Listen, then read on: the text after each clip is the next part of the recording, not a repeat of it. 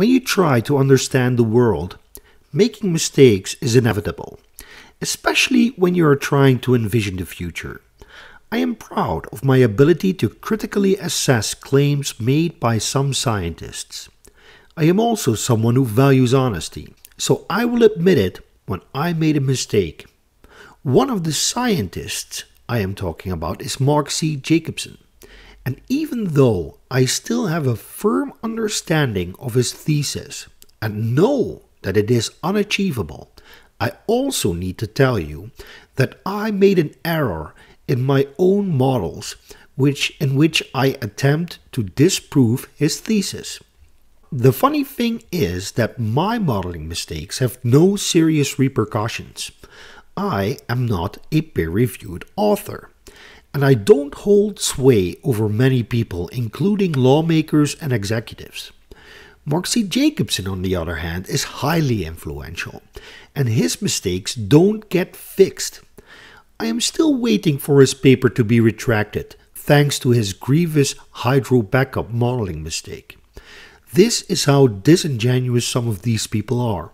They don't admit that they make mistakes. They deflect. And on top of all that, they create arguments from authority. But let's get back to my own error.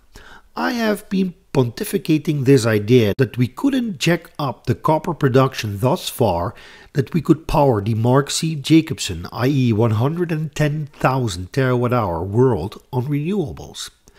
It turns out that this statement isn't accurate. So in all honesty, I am alright if you are super disappointed with me because it increased my own anxiety as well. I made a mathematical error. It turns out that if we maintain current copper production growth, which in the decade from 2004 to 2014 was 2.8% per year, up until 2050, we will extract enough surplus copper to build about 50 terawatt of wind and solar capacity at 5.5 tons per megawatt by 2041. That is more than is needed for Jacobson's 100% WWS mix. However, this does not mean that we will extract enough of all the other materials we need. And I am still convinced that the high and constant volatility in these markets will play a role in the future. The problem is in the variables and the great uncertainty. Too many assumptions are needed, and this tends to lead to cherry picking. I tried to model at least 12 different scenarios for each of the following 4 metrics. Copper production rate in metric ton per year. Copper non-wind plus solar use rate in metric tons per year. The copper wind plus solar use rate in metric tons per megawatt per year. And the end capacity required in watts.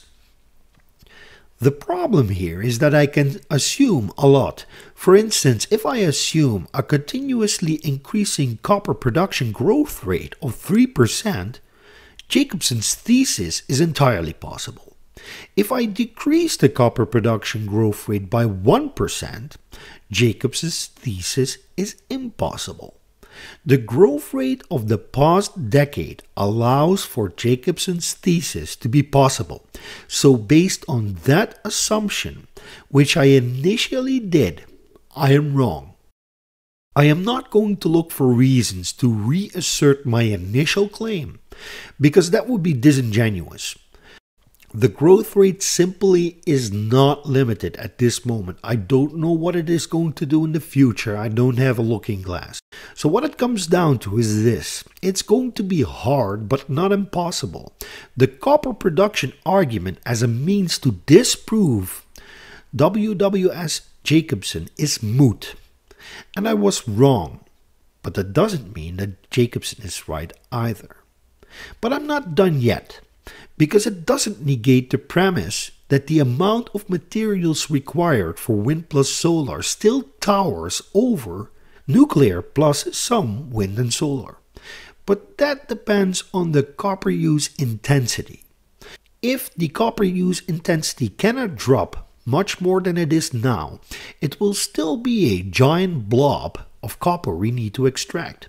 Consider this assumption. Our non-wind and solar copper consumption grows with 1% per year from now until 2050. We would need to extract 740 million tons of copper. That's all currently economically recoverable copper on the planet. So full electrification is a double whammy.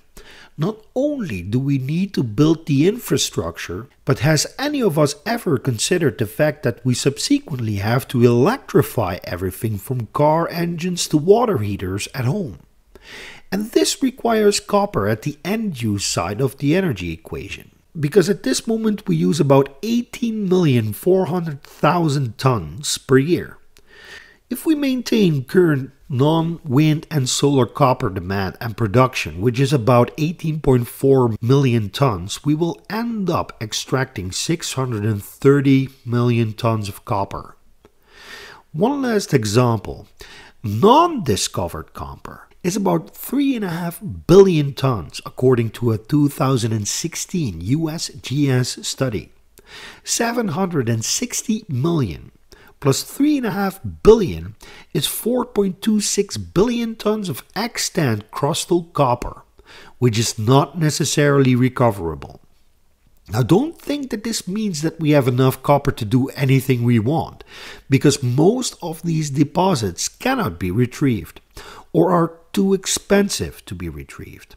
As a matter of fact, extracting copper at this moment is already incredibly expensive because the ore grades are continuously going down. Now I am thinking about what I should do.